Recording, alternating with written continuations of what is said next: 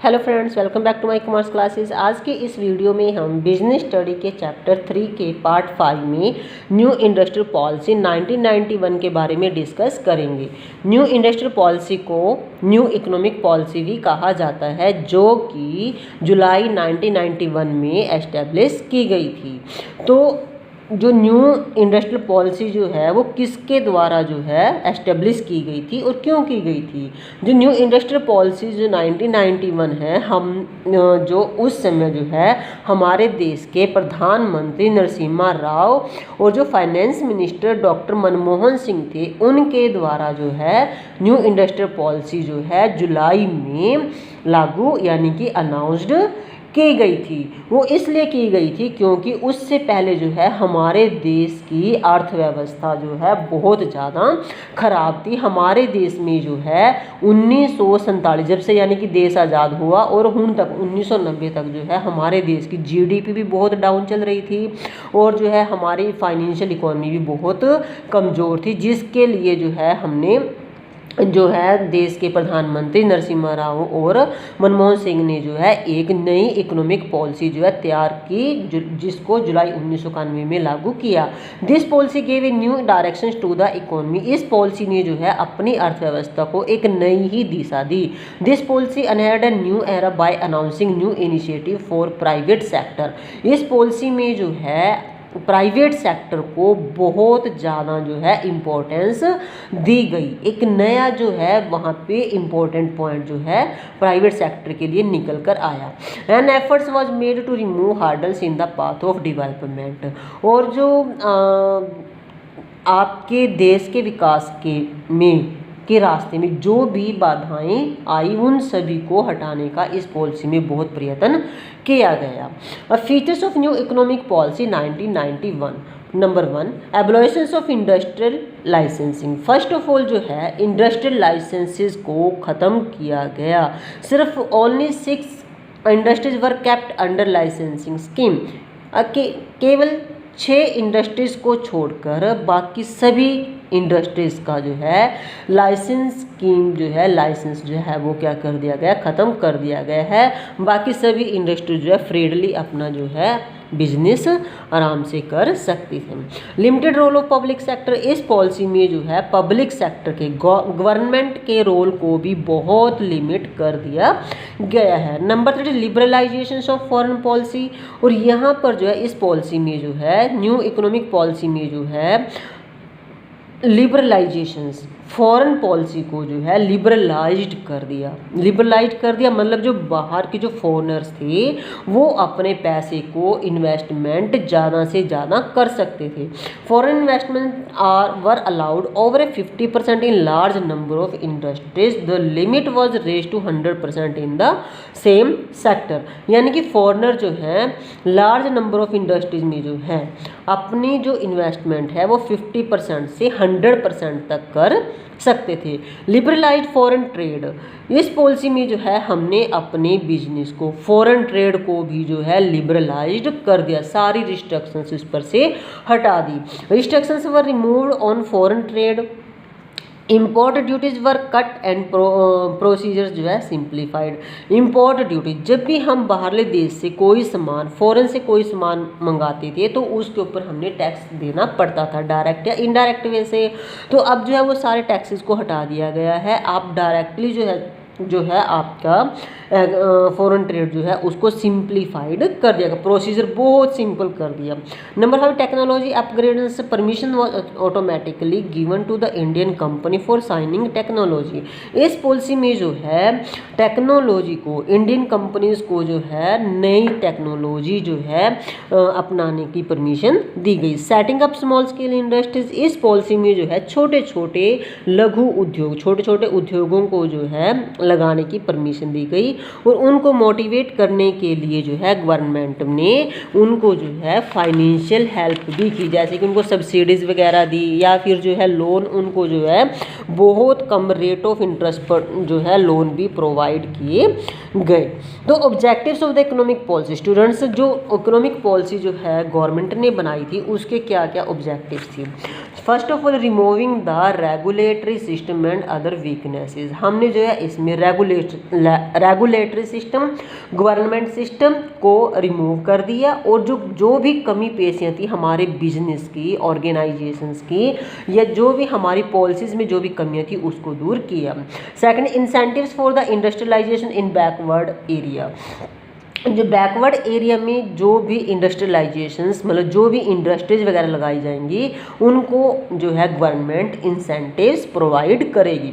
For example जैसे कि अभी जो है करंट जो है सोलर सिस्टम है, सोलर सिस्टम से अगर आप जो है बैकवर्ड एरिया या रूरल एरिया में अगर आप लगाते हैं तो वहाँ पर गवर्नमेंट आपको जो है सब्सिडी प्रोवाइड करती है। Increase support of small scale sectors, इस पॉलिसी में जो है स्मॉल स्केल सेक्टर को भी बहुत प्रमोट किया गया है, मोटिवेट किया गया, सपोर्ट किया गया कि ज़्यादा से ज़्यादा स्मॉल स्केल के लेवल पर जो है आप बिजनेस कर सकते हैं। जैसे कि छोटे छोटे जो बिजनेस होते हैं, जो कि कई घरों में भी किए जाते हैं, आपके छोटे छोटे शहरों में भी किए जाते हैं। Protect the interest of workers, जो वर्कर्स हैं उनके इंटरेस्ट को भी इस पॉलिसी में प्रोटेक्ट किया गया। मीन्स यानी कि यहाँ पर ये जो है इस पॉलिसी में बताया गया कि जो वर्कर है, जो लेबर है, उसकी मिनिमम वेज कितनी है।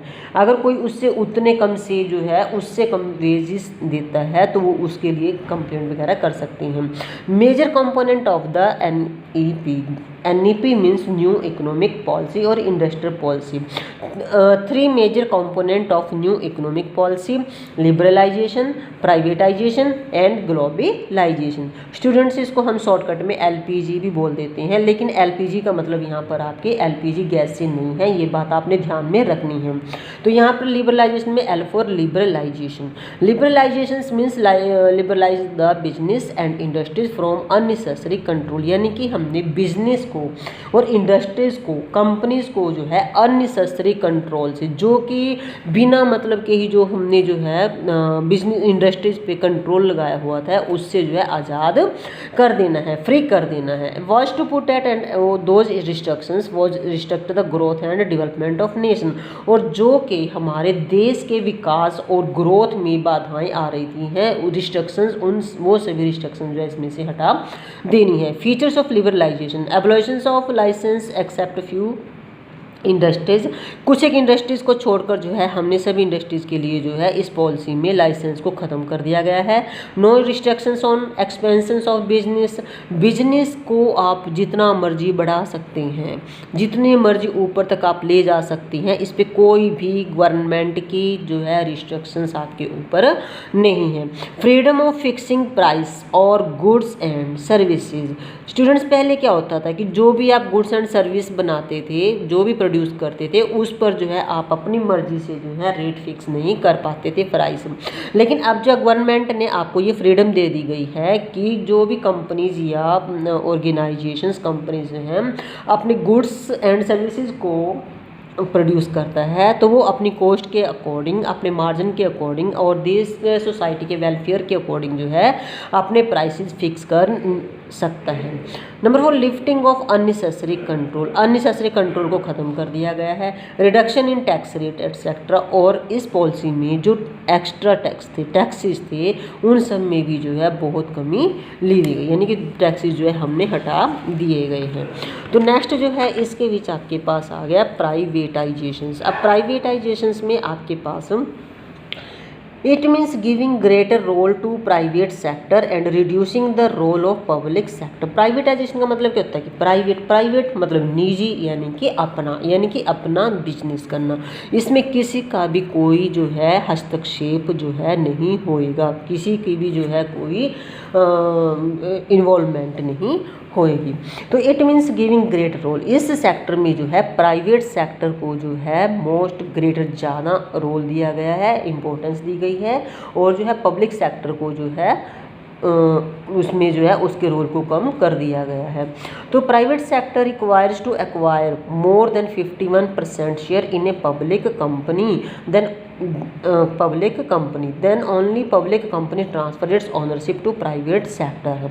प्राइवेट सेक्टर को पब्लिक सेक्टर को एक्वायर करने के लिए 51% शेयर जो है पब्लिक कंपनी का चाहिए, तब जो है उसके बाद पब्लिक कंपनी की ओनरशिप जो है प्राइवेट सेक्टर में जो है क्या हो जाएगी, वो कन्वर्ट हो जाएगी। It is also called PSU disinvestment, इसको जो है हम PSU डिसइन्वेस्टमेंट भी कहते हैं, यानी कि पब्लिक सेक्टर अंडर डिसइन्वेस्टमेंट, की पब्लिक सेक्टर के अंडर जो है इन्वेस्टमेंट करना। A board was set up to revive और close sick units in public enterprises suffering loss called BIFR।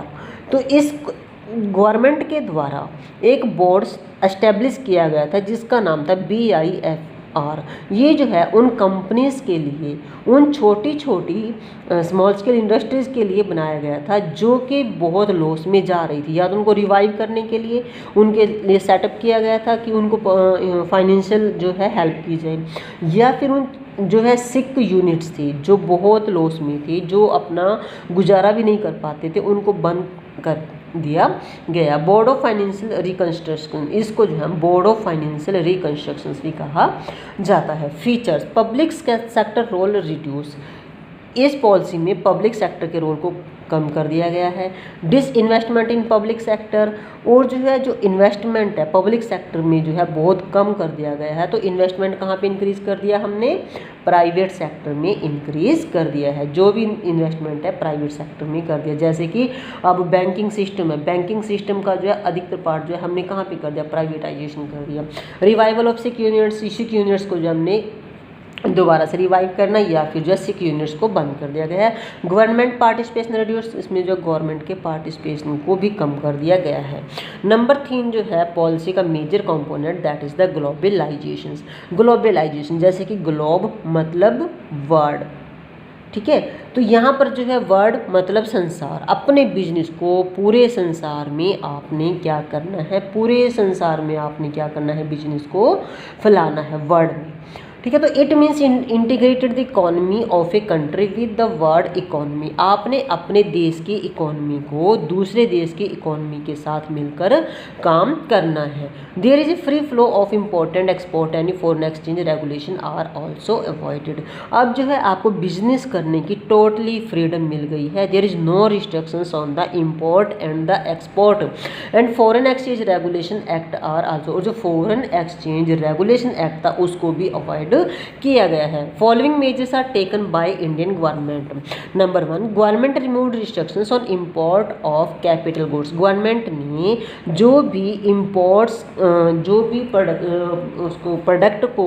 Import करने के लिए जो भी रिस्ट्रिक्शंस है उसको हटा दिया, जो कि कैपिटल गुड्स, जैसे कि पहले जो हम भारी चीज़ें जो हैं जैसे कि capital goods machinery, washing machine वगैरह, जो कि लॉन्ग टाइम के लिए हमारे पास कैपिटल गुड्स हैं, उसको जब हम लेते थे तो उसको हमने जो है टैक्स पेड करना पड़ता था, कुछ इनडायरेक्ट टैक्स ही देने पड़ते थे, वो सब अब जो है इंपोर्ट ड्यूटी वगैरह वो हटा दी है। नंबर 2, फेरा वॉज रिप्लेस्ड बाय फेमा, यानी कि इस पॉलिसी में गवर्नमेंट ने फेरा को जो है फेमा से रिप्लेस्ड कर दिया। FERA means foreign exchange rate of regulation act, और FEMA means foreign exchange management act में इसको चेंज कर दिया है। एक्सपोर्ट ड्यूटी एग्जेम्प्टेड, जब आप अपने देश से कोई सामान बाहर भेजते हैं दैट इज़ द एक्सपोर्ट, तो एक्सपोर्ट करने के लिए भी जो है जब हम बाहर भेजते हैं तो उसके ऊपर जो है एक टैक्स लगता था, इनडायरेक्ट टैक्स लगते थे। तो जो इनडायरेक्ट टैक्स लगते थे वो जो है हम किसको पेड करते थे, गवर्नमेंट को करते थे, बाहरली कंट्री को करते थे, जिससे क्या होता था हमारे जो गुड्स था, जो प्रोडक्शन थी, जो भी माल था उसके ऊपर टैक्स लगाने से उसके रेट बढ़ जाते थे। अगर रेट बढ़ जाते तो बाहर जाके क्या थी, उनकी कीमतें बढ़ जाती थी। अगर उनकी कीमतें बढ़ेंगी तो वहाँ पे उनकी डिमांड कम हो जाएगी, अगर उनकी डिमांड कम होएगी तो हमारे पास से फिर वो सामान नहीं मंगाएंगे। तो इसलिए जो है उन्होंने क्या किया, एक्सपोर्ट ड्यूटी भी को जो है एग्जेम्प्टेड कर दिया। नंबर 4 जो है आपके पास reduction in import duty. Same चीज़, जब हम बाहर से कोई सामान मंगाते हैं तो उस पर जो है इंपोर्ट ड्यूटी लगती थी, उसको भी हटा दिया गया है, ताकि हमें जो बाहर से जो सामान जिस रेट में आया है उसी रेट में हमें यहाँ पर मिल जाए। So conclusion, this was done to invite foreign countries to do business in India. इस प्रकार जो है फॉरेन कंट्रीज जो है इंडिया में भी अपना बिजनेस प्रॉपर वे नाल कर सकती हैं। सो स्टूडेंट्स, मुझे उम्मीद है कि आपको मेरी ये वीडियो जो है पसंद आई होगी और ये लेक्चर आपको समझ में आया होगा। तो आप इसको ज़्यादा से ज़्यादा शेयर करें ताकि जो है सभी बच्चे इसका फ़ायदा उठा सकें। So please like share and subscribe this video. Thank you.